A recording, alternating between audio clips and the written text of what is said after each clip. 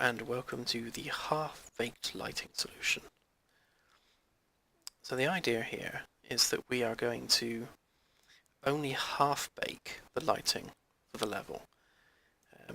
So you've got the main ceiling lights, which are all set to just plain white.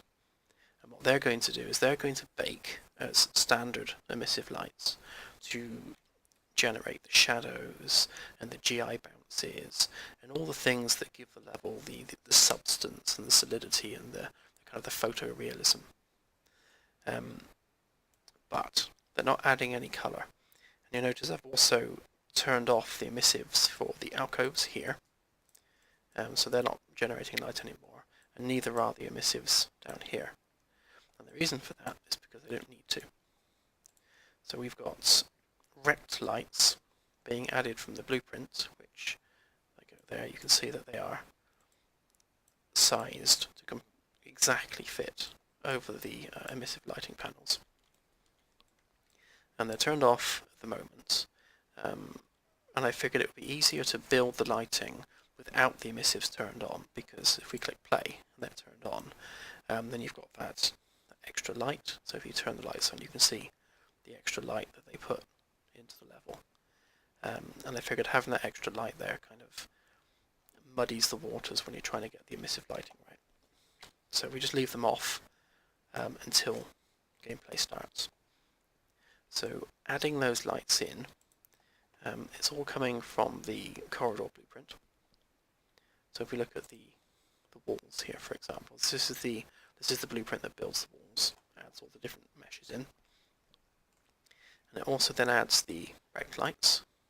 So we've just got an add rect light component, and in here we set the color, the intensity, the width and the height, which is the yellow rectangle that produces the light itself.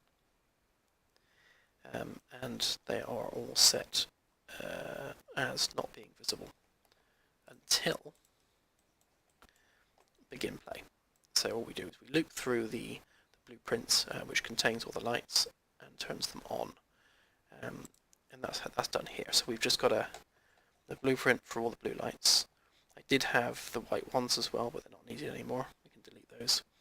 So we have a variable, sorry, an array which contains all the blue lights, and then we loop through that and turn them all on. Up here, we've got two custom events. We've got one which goes through all the different alert statuses, so it's just a multi-gate that loops around on itself. And we have a simple flip-flop for turning the lights on and off. And the reason I've done that is so that we can turn the lights on and off like that to inspect what they're doing separately from the alert status, so we can go like that, which looks really cool.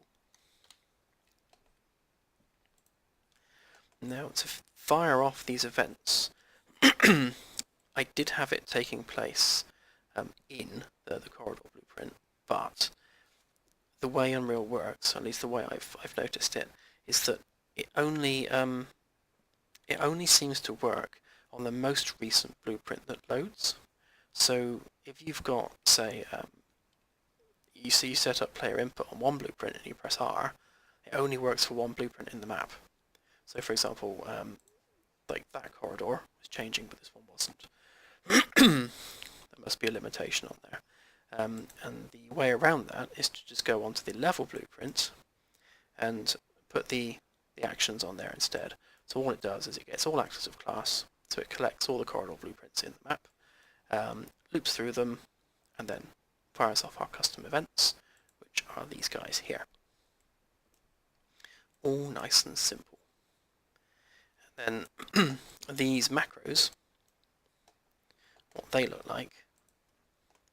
So you've got, again, you've got the array, which contains all the lights.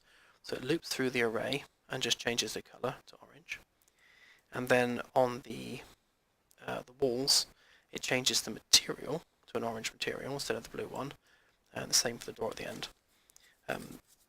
Obviously I'm only doing two walls here at the moment, but I'll have to do every single combination of mesh in here to make sure that all the lights and all the materials get swapped out properly when we change alert status. And then we've got the post-processing component, which we have a look at here, what that does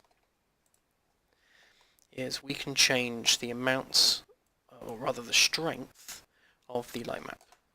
So if we turn that down, we're basically, so this is the baked lighting, so we can turn off the baked lighting completely by setting that to 0, or just dim the lights from the GI. And this is completely independent of the dynamic lights, which is good, so that we can control the scene completely without having to rebake. And you'll see that on Red Alert 1, we dim the lights as well as changing the colour of everything. That all needs cleaning up. And on Red Alert 2, we've got them turned off completely. So it kills the GI completely, so there's no baked lighting, completely black. But we still have our dynamic Red Alert lights lighting the scene. Which again, looks like this. So this is, every time you press R, it loops through those macros, swapping materials and changing lights. Very nice. And the nice dark red light still looks the coolest.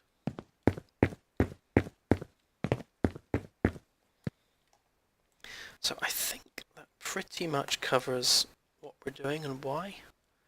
I don't think I've missed everything. And I think it's quite a simple process once you actually get it to work. And I think it's going to be okay performance-wise. It's kind of a balancing act between getting it looking good, but still retaining that functionality of being able to change the colour of the lights and things. I don't think this in the level blueprint is going to be the way forward in the long run, but we'll see.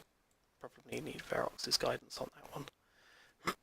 I think get all actors of class is probably frowned upon, but yeah, we'll go through and we'll iterate and we'll fine-tune and get it working perfectly. Okay, that's it. Bye!